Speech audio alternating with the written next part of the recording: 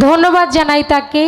অত্যন্ত সুন্দরভাবে অনেক সুন্দর কথা, অনেক সুন্দর আলোচনা, অনেক সুন্দর জবাব রেখে আমাকে কিছু কথা, কিছু উপদেশ বলে গেলেন।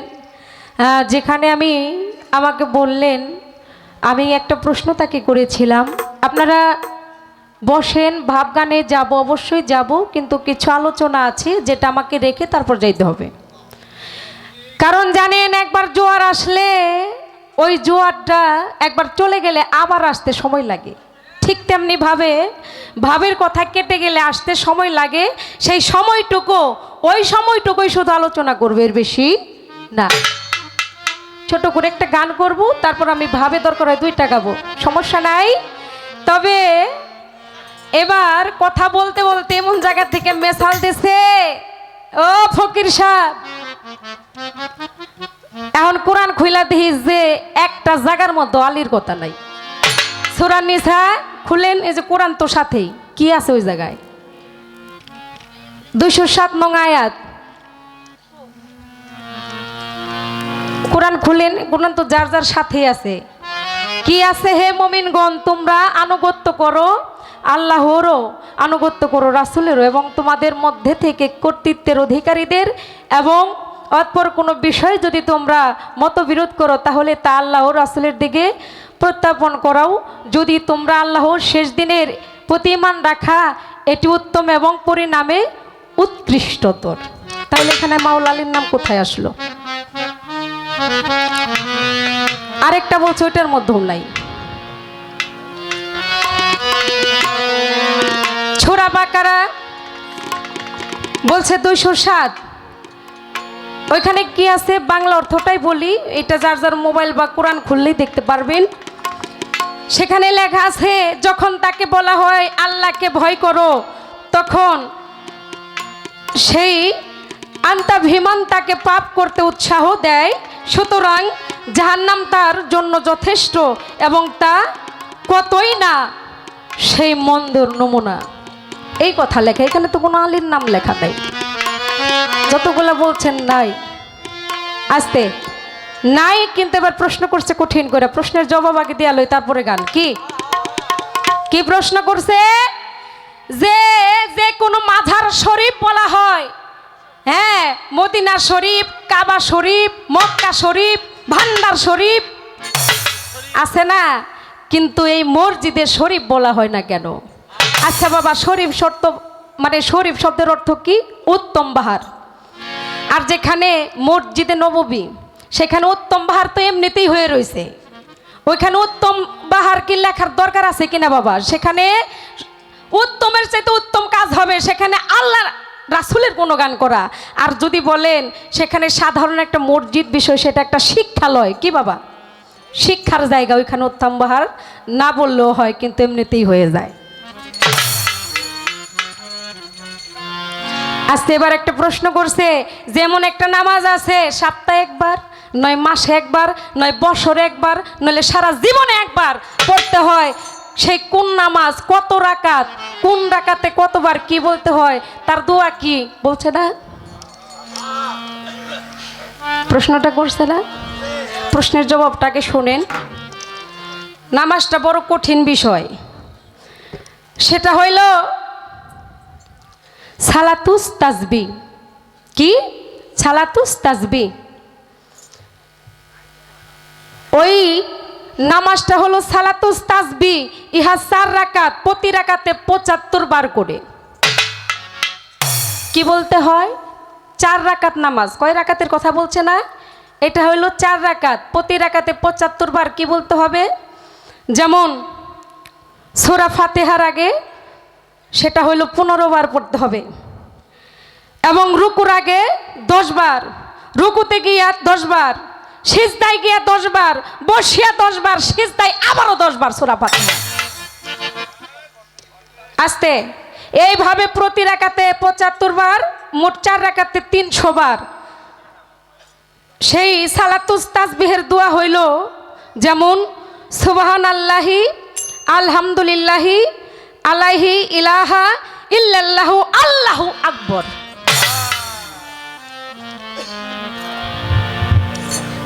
বললাম কিন্তু এটা তো করা তো বিশাল কঠিন বিষয় নাকি।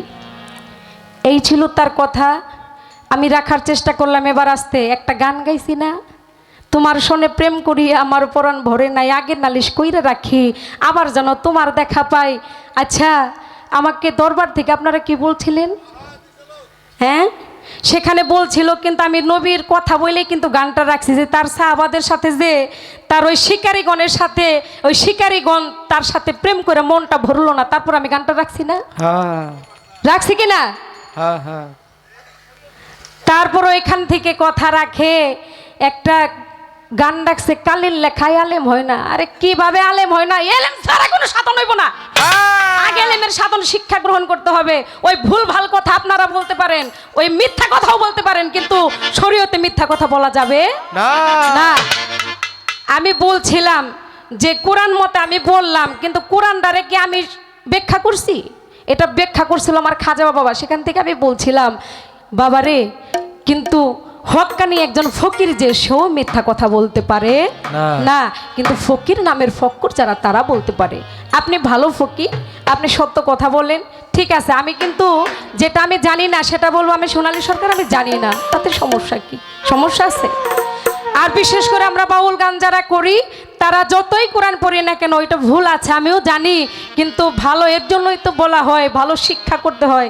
শিক্ষা গ্রহণ করলে সেই মাওলানা মুফতি হইলে সেই কথাটা ভালো করে উচ্চারণ করা যায়।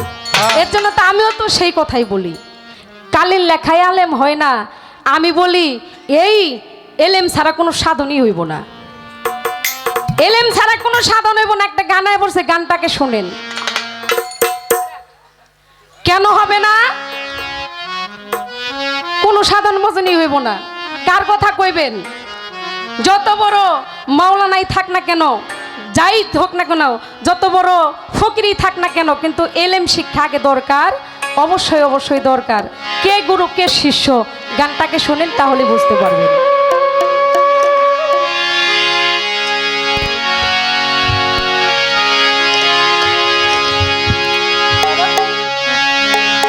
ওরে নাইবি রাসূল আলেম যারা, নাইবি রাসূল আলেম যারা, এলেমের কারখানা, এলেম ছাড়া সাধন হবে না।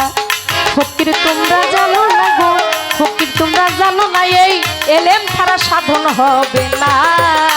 ওরে নাইবি রাসূল আলেম যারা, নাইবি রাসূল আলেম যারা, এলেমের কারখানা, এলেম ছাড়া সাধন হবে না। আরে ফকির তোমরা জানো না রে, ফকির তোমরা বুঝো না, এলেম ছাড়া সাধন হবে না। ওই শমশের তাবরিজ রুমি মাওলানা, ও তারাই আলেম দুজনা, আলেম আলেমকে মুরিদ করে, ফকির কে হোনা রে, ফকির কে হোনা রে, ফকির কে হোনা। ওই দেখো শমশের তাবরিজ রুমি মাওলানা, তারাই আলেম দুজনা, আলেম আলেমকে মুরিদ করে, ফকির কে হোনা তথায় ফকির কে হোনা, তারা ফকির কে হোনা। আবার বেএলমে দরবেশি, আরে বেএলমে দরবেশি মূল, বেএলমে দরবেশি মূল বেশি দিন আর টিকে না, এলেম ছাড়া সাধন হবে না। ফকির তোমরা জানো না গো, ফকির তোমরা জানো না, এলেম ছাড়া সাধন হবে না। ওরে নাইবি রাসূল আলেম যারা, নাইবি রাসূল আলেম যারা, এলেমের কারখানা, এলেম ছাড়া সাধন হবে না। আরে ফকির তোমরা জানো না রে, ফকির তোমরা বুঝো না, এলেম ছাড়া সাধন হবে না। আমার নবী যখন মহিলা রবুত ছিল, নিজেই নবী মালা সাজিল, মালা হইয়া মা ফাতেমার গলে ঝুলিল, রে গলে ঝুলিল, রে গলে ঝুলিল।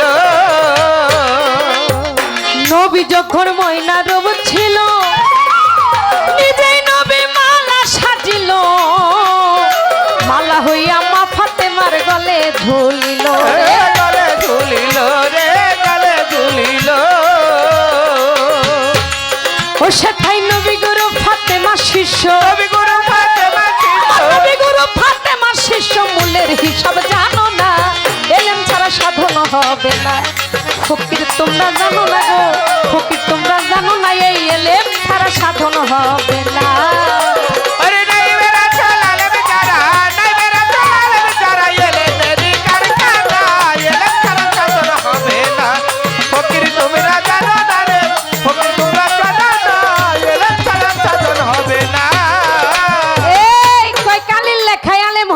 কিন্তু কালির লেখা একজন ফকির হয় কিভাবে জানেন? এই যে ফকিরের পাট নিচে ওই যে কালির লেখা দিয়ে কিন্তু গাইতেছে কি হ্যাঁ আছে না বাবা? কি কোন এই কালির লেখা ছাড়া যদি গাইতেন তাহলে কইতাম যে না আপনার কথার মধ্যে একটা যুক্তি আছে, আছে কি না? কিন্তু কালির লেখার সামনে রেখে এরকম ডাহা পড়া মিথ্যা কথা এটা তো আসে না। আসে কি? এটা যুক্তিতে আসে বাবা? না না আলেম কালির লেখায় কই গাইবি এলেম যারো নাই, গাইবি পাইবেন কোনে? গাইবি তো আমার শরীয়তের মধ্যে। শরীয়ত বিশ্বাস করে মানে না দেখে বিশ্বাস করে কি? তাহলে গাইবি জিনিসটা কোথায়? শরীয়তের মধ্যে না? আর এটার পন্থ ধরে ওই যে বলছি না যে ওইখান থেকে পথ ধরে আহলে ভায়া তাহলে ভায়া ফার্স্টে অতি প্রথমে বইলা গেছে এটা আমার শরীয়তের মধ্যে। পীর মুর্শিদ কোথায় পাইবেন? যদি এখান থেকে আসতে কোনো পীরে যদি এই কালেমা ছাড়া বায়াত করতে পারে, কি নবীর কালেমা ছাড়া বায়াত করছে কোন কোন একজন মুর্শিদ আছেন? আমার একটু হাত তুলে দেখান যে কালেমা ছাড়া বায়াত করছেন নবীর, আছে? তাহলে নাই, একজনও তো নাই। তাহলে এইটাই সব চাইতে বড়, এইটাকে প্রাধান্য দিতে হবে। আর এইবার ফকির শীর্ষ হইয়া আলেমকে গুরু বানাইয়া গন্তব্যে দাও নত শিরে সালাম করিয়া রে সালাম করিয়া রে সালাম করিয়া। অজস্র প্রমাণ আছে আমার আল্লাহর সাথে কারো তুলনা নাই, এরকম অজস্র প্রমাণ আছে না কোরআনে বাবা? আছে। সূরা নিসার 36 নং আয়াতে আল্লাহ বলছে ওয়াবুদুল্লাহ ওয়ালা তুশরিকু বিহি শায়আ ওয়া বিল লিদাইনু হুসানা ওয়া বিজিল কুরবা। তোমরা আল্লাহর উপাসনা করো কিন্তু কাউকে তার অংশী করো না। আমার আল্লাহ আরো বলেছে সূরা নিসার 48 নং আয়াতে ইন্নাল্লাহা লা ইয়াগফিরু আইয়ুশরিকা বিহি ওয়ামা ওয়াইয়া গাফুর মাদুনা জালি কালিমা ইয়াশা। নিশ্চয়ই আল্লাহ তার অংশী করার অপরাধ ক্ষমা করবেন না। যে আল্লাহর অংশী করবে সে বিষমভাবে পথভ্রষ্ট হবে, হবে কি না? আরও বলছে সূরা ফাতির 18 নং আয়াতের মধ্যে আমার আল্লাহ বলছে ওয়া মাইয়া কুনতু ওয়ালা তাজিরিউতু উইজুরু উকরা। কেউ কারো পাপের ভান বহন করবে না গুরু ভারবার নিকট আত্মীয় হলেও না। এরকম অজস্র প্রমাণ আছে, তার সাথে তুলনা করা যাবে না। আর এই কথাটাই বলছি, এই কথাটাকে কামে লাগাইয়া এখন অলিয়া অলিয়ার দিকে চলে গেছে। গুরু দুই প্রকার আছে, সাধক দুই প্রকার, একটা হইল ভোগী, একটা হইল ত্যাগী। ভোগী যে হয় ওই ত্যাগীর সাথে তুলনা করলে হবে না।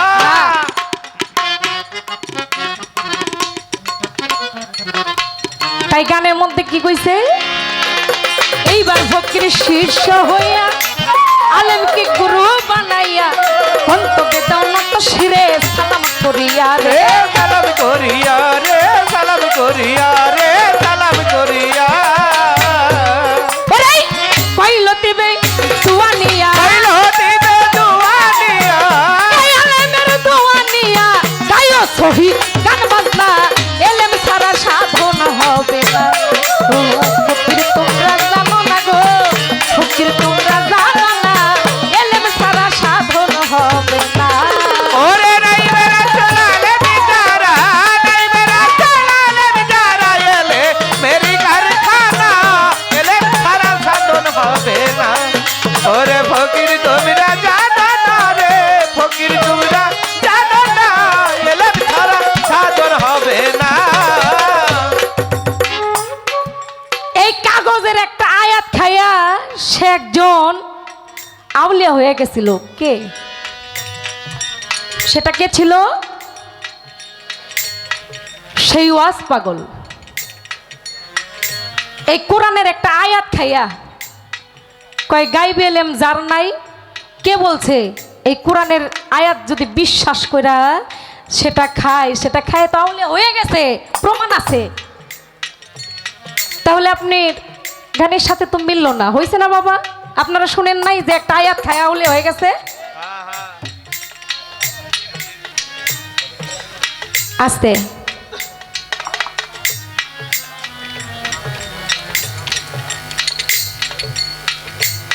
এইবার তার কাছে একটা প্রশ্ন থাকবো। আস্তে, আমরা নবীর নামে দরুদ বললে অনেক কিছু আছে, প্রথমে বলতে হয়। এত নিয়ম কাজ করতে গেলে এখন এই দরুদের মধ্যেই লাগবো 2-3 ঘন্টা, লাগবো না বাবা? কমসে কম 1 ঘন্টা। তা আমি ছোট কইরা খালি বলে যাই, যেমন আল্লাহুম্মা আল্লাহুম্মা সাল্লি আলা সাইয়্যিদিনা মাওলানা মুহাম্মদ ওয়া আলি সাইয়্যিদিনা মাওলানা মুহাম্মদ আল্লাহুম্মা সাল্লি আলা সাইয়্যিদিনা মাওলানা মুহাম্মদ ওয়া আলি সাইয়্যিদিনা মাওলানা মুহাম্মদ। উম্মত পাগল কাবার জন্য, কাবা পাগল মাবুদে, আমার মাবুদ পাগল নবীর জন্য, নবী পাগল উম্মতের। আল্লাহুম্মা সাল্লি আলা সাইয়্যিদিনা মাওলানা মুহাম্মদ ওয়া আলি সাইয়্যিদিনা মাওলানা মুহাম্মদ। আমার নবীর মহব্বতে কোরআন তার সাক্ষী দিয়েছে, ইয়া আইয়ুহাল্লাযিনা আমানু সাল্লি আলাইহি ওয়া সাল্লিমু তাসলিমা। আমি আমার বন্ধুর নামে দরুদ পড়ি, আমার বান্দাগণ তোমরাও আমার বন্ধুর নামে দরুদ পড়ো। আস্তে, এবার আমি শরীয়তের দরুদটা পড়লাম, আপনার মারফতের মধ্যে দরুদ আছে, সেই দরুদটা একটু পাঠ করে শোনাইবেন তো? কি জানার দরকার আছে না? একটু দরুদটা পাঠ করে শোনাবেন।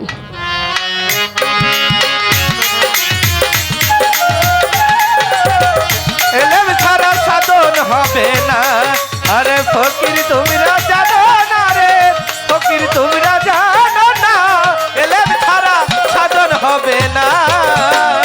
এইবার ফকির শিষ্য হইয়া আলেমকে গুরু বানাইয়া, পন্তবে দাও নত শিরে সালাম করিয়া, রে সালামি করিয়া, রে সালামি করিয়া।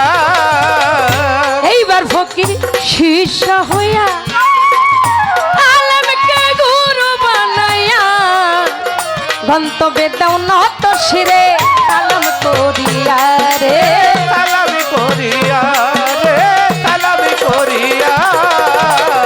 কইল দিবে দুয়ানিয়া, কইল দিবে দুয়ানিয়া, এই আলেমের দুয়ানিয়া, গায়ন ছহি গান বাজনা, এলেম সারা সাধন হবে। ওগো ফকির তোমরা জানো না, এলেম সারা সাধন হবে না। ওরে নাই বেরা চলালে যারা, নাই বেরা চলালে যারা, এলে মেরি কারখানা, এলে সারা সাধন হবে না। ওরে ফকির তোমরা জানো না রে, ফকির তোমরা বুঝো না, এলে সারা সাধন হবে না।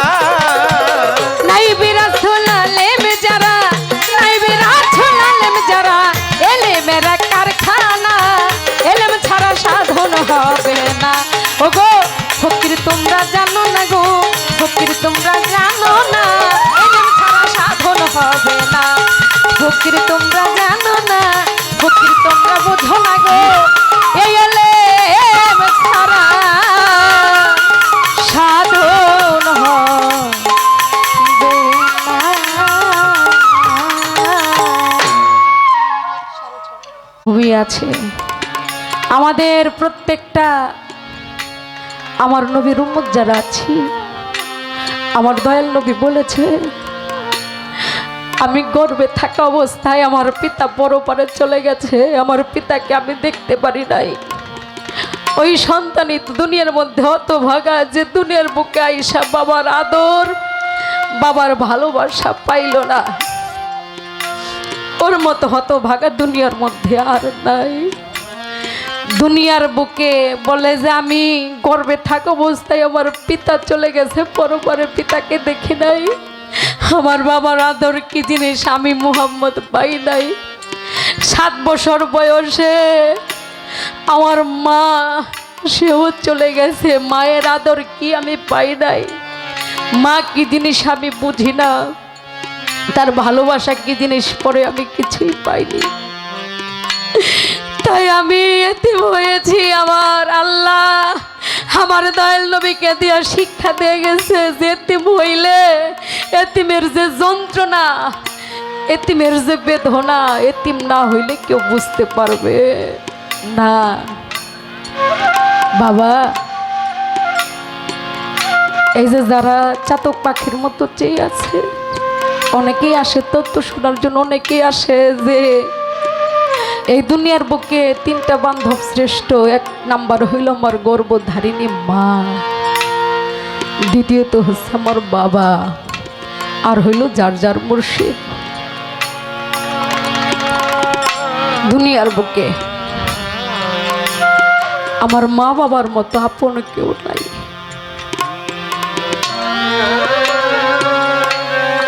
বাবা, যারা সাথীহারা পাখি বসে আছে, আমার শাহজাহান চানহারা পাখি যারা বসে আছে তারা বুঝতে পারে, যাদের চোখের সামনে দিয়া কোনো মায়ের লাশ, যদি কোনো সন্তান ওই খাটের ধরে যারা নিয়ে গেছে বাবারে, তারাই বুঝতে পারে কি যন্ত্রণা। 2টা বন্ধু রাস্তা দিয়ে যায়, বন্ধু বন্ধুকে ভালোবাসে রে। দুনিয়ার নিয়ম, নির্জনে যায় বাদাম খায়, আরেক বন্ধুরে বাদাম দিছে, বাদাম মুখে দেয়, কয় বন্ধুরে বাদাম যে পোড়া পোড়া গন্ধ, মাংসের গন্ধ আসে। বন্ধু তো জ্ঞানী, বন্ধু তাকে দেখে আশেপাশে কোনো মানুষ নাই। গাছের ডালে একটা জোড়া হারা পাখি তার সাথীকে হারাইয়া ওই পাখি বসে আছে।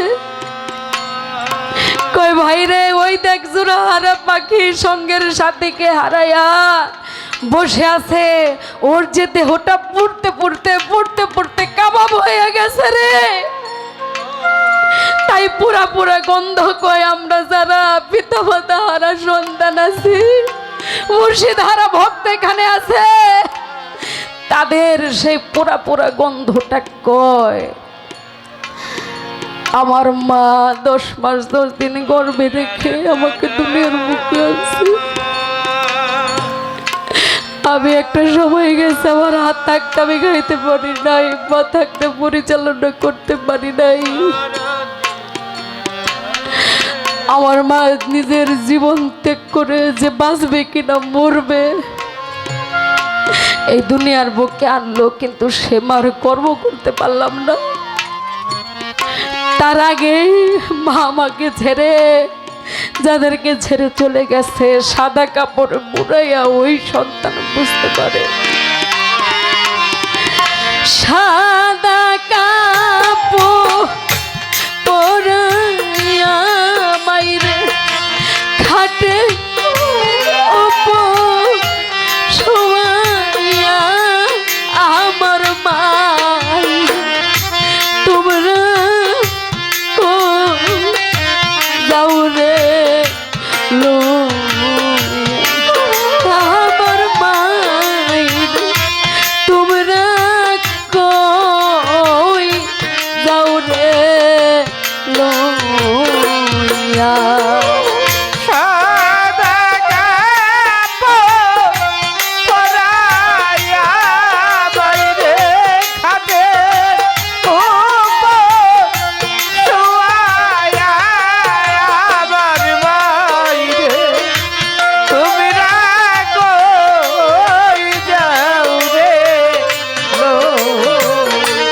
আরে আমার মাইরে তুমি রাখো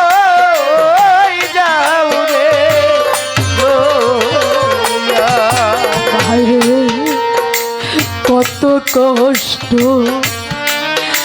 দিছি মাইরে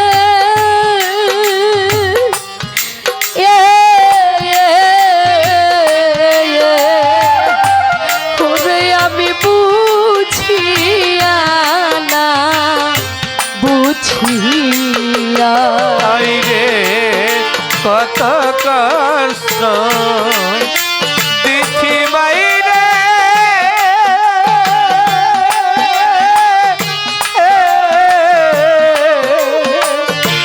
ওরে আমি বুঝিয়া না বুঝিয়া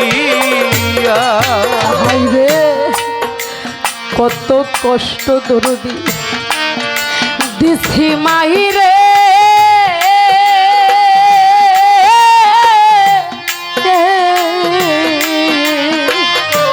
ওরে আমি বুঝিয়া না বুঝিয়া শেষবারেতে বিদায় বেলাতে শেষবারেতে বিদায় বেলাতে শেষবারেতে বিদায় বেলাতে লইব ক্ষমা চাহিয়া আমার মায়ের তোমরা কই দৌড়ে লো আমার মায়ের তোমরা কই দৌড়ে লো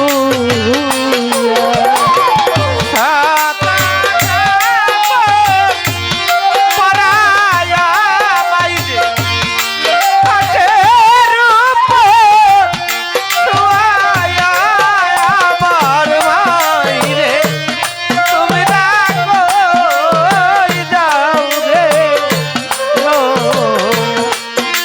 আমার মাইরে তুমি কই যাও রে লো হাইরে খুলে দেহে মা মুখের কাপড়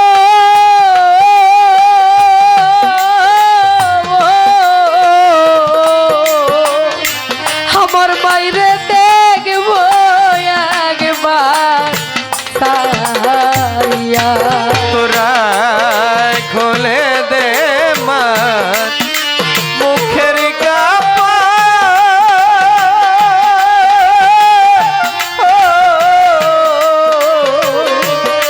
একবার মাইরে দেখি চায়া রে খুলে দে মা মুখের কাপড়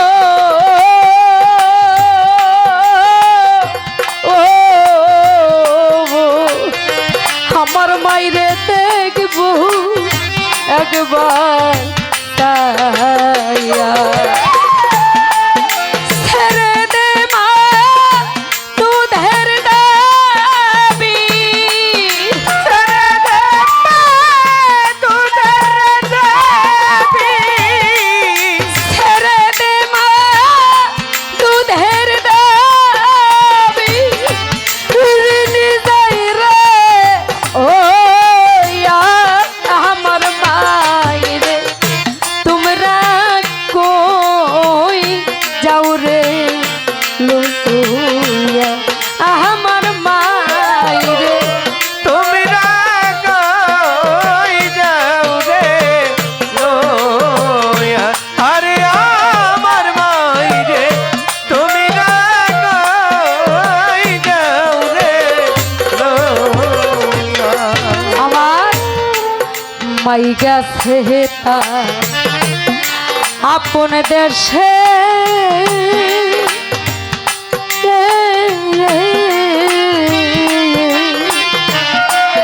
সন্তানের কি বুঝার আছে?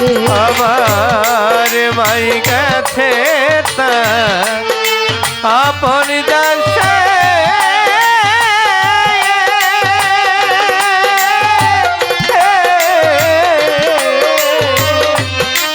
সন্তানের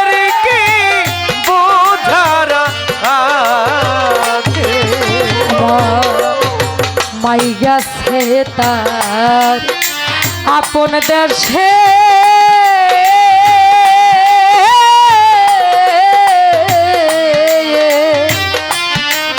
সন্ধ্যা বললাম, এটাও আপনি পেয়ে যাবেন। মাওলা আলীর কথা অনেকবার বহুবার কোরআনে আছে। আপনি বিশ্বাস না হয় গুগলে সার্চ করে দেখেন মাওলা আলীর কথা কোন সূরায় কত আয়াতে আছে। প্রত্যেকের হাতেই মোবাইল, আপনারা গুগলে সার্চ করে দেখেন মাওলা আলীর কথা কোরআনে কোন সূরায় কত আয়াতে কত তাফসিরে এটা উল্লেখ আছে, আপনারা সবাই পেয়ে যাবেন। আমার বাজানের অনুরোধের গানটি রাখি। তা দাঁড়াও দাঁড়াও ও দয়াল চাঁদ, আমি হেরি চন্দ্র মুখ,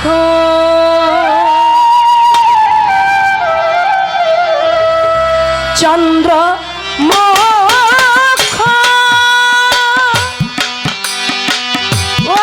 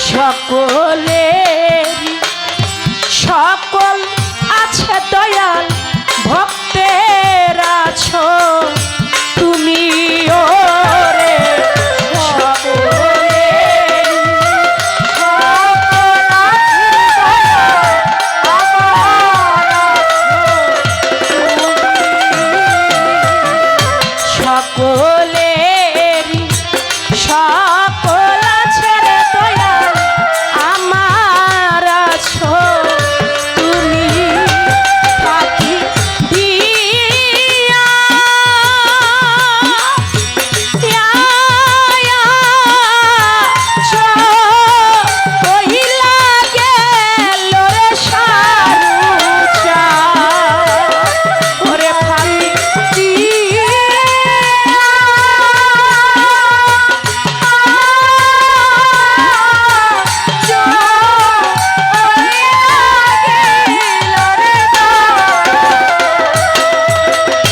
ওরে ফাঁকি দিয়া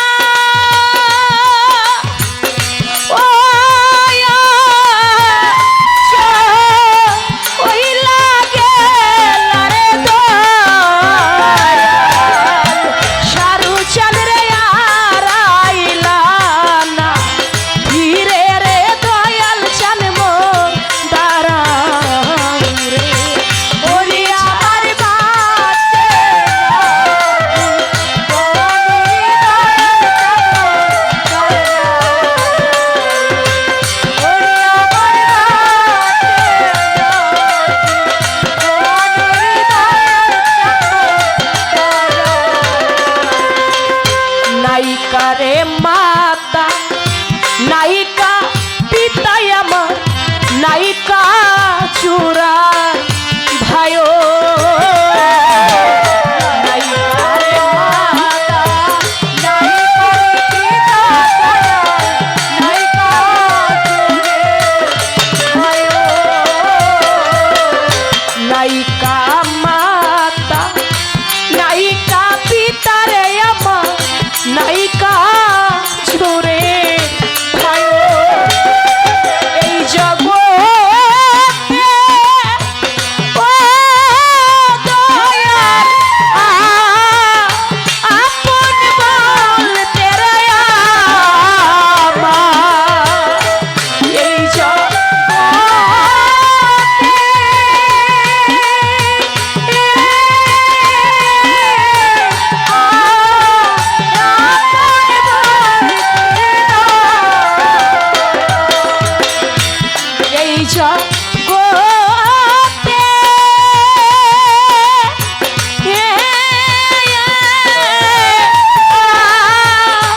আপন বলতে রে আমার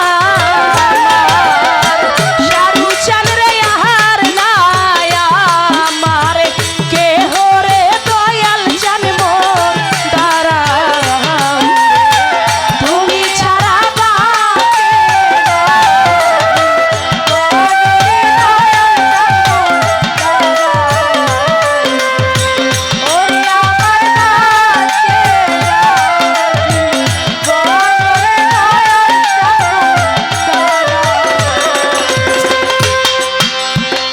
দাঁড়াও দাঁড়াও দয়াল চান আমি হেরি চন্দ্রমুখ চন্দ্রমুখ না দেখিলে দয়াল আমার বাঁচে না জীবন মুর্শিদ তুমি দাঁড়াও রে যে লেখকই গান লেখক না কেন প্রত্যেকটা গানের ভিতরে একটা অর্থ একটা ভেদ থাকে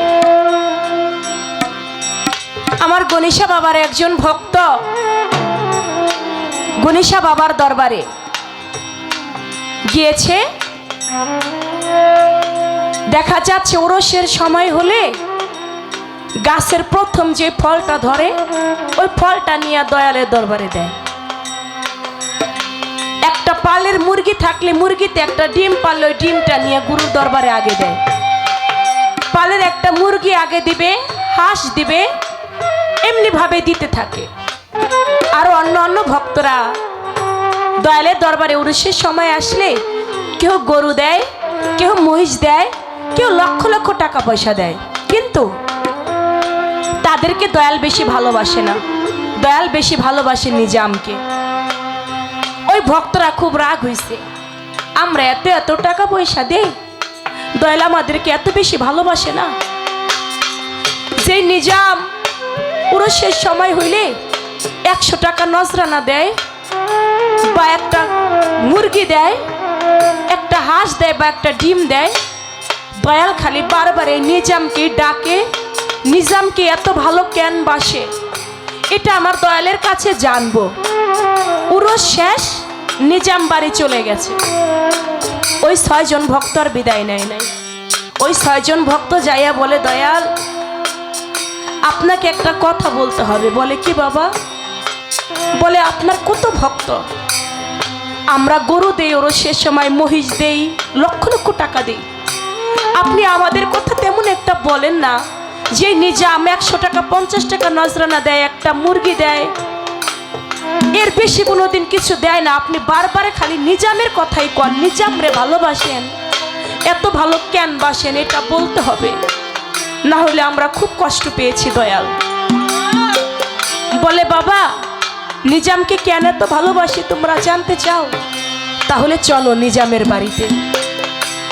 নিজামের বাড়ি একটা নৌকার পথ, তো দয়াল একটা ট্রলার নিচ্ছে, ট্রলার নিয়া ভক্তদেরকে নিয়া নিজামের বাড়ির ঘাটায় নৌকাটা ভিড়িয়েছে। নিজাম দেখাই দয়ালকে দৌড়াই আইসা চরণে একটা ভক্তি দিয়া নৌকা থেকে নামিয়েছে। দয়াল বাড়ির ভিতরে ঢুকে আর বলেও নিজাম, তোর ঘরের পাশে 2টা গরু বাঁধা দেখলাম, এই গরু 2টা কার রে? কয় দয়ালের যে কথা, এটা তো আপনারই গরু। কয় ও আমার? দেখছো আমার নিজাম কি কয়।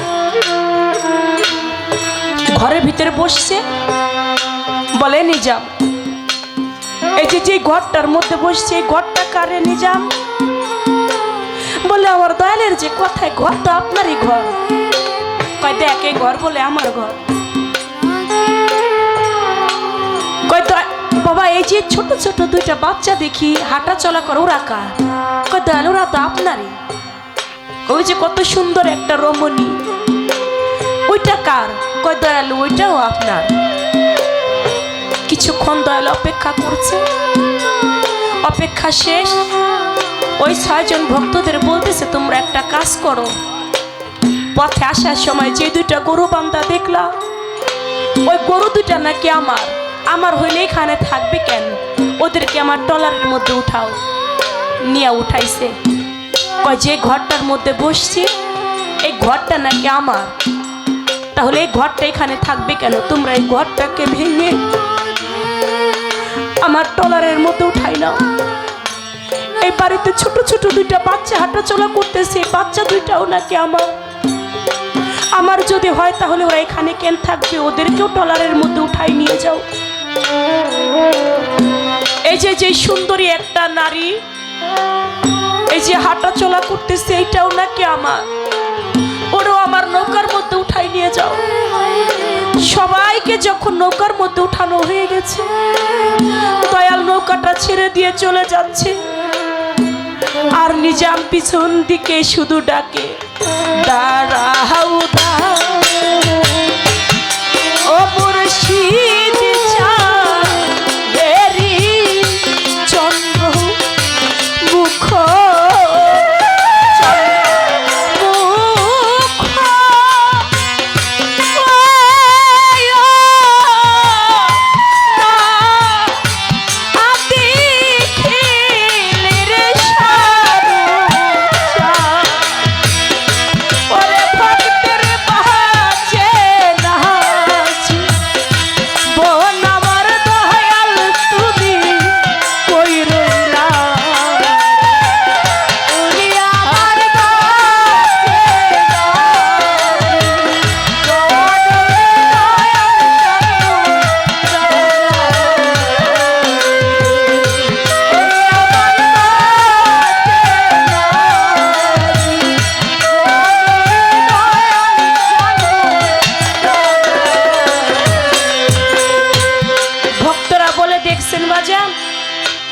আপনার নিজাম কেমনে কান্তাছে।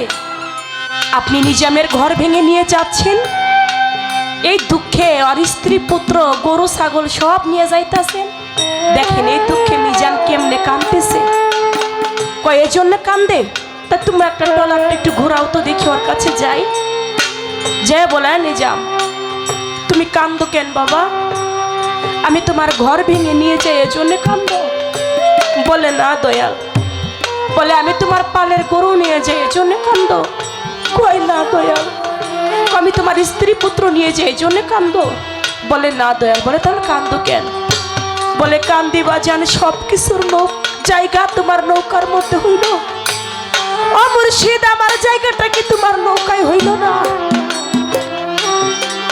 আমি তো এই জন্য কান্দি, প্রকৃত যারা একজন ভক্ত, যারা মুর্শিদের পাগল বাজান, তারা দয়াল বিনেজি আর অন্য কিছু আশা করে না। তাই বলেছে নাইকারে মাতা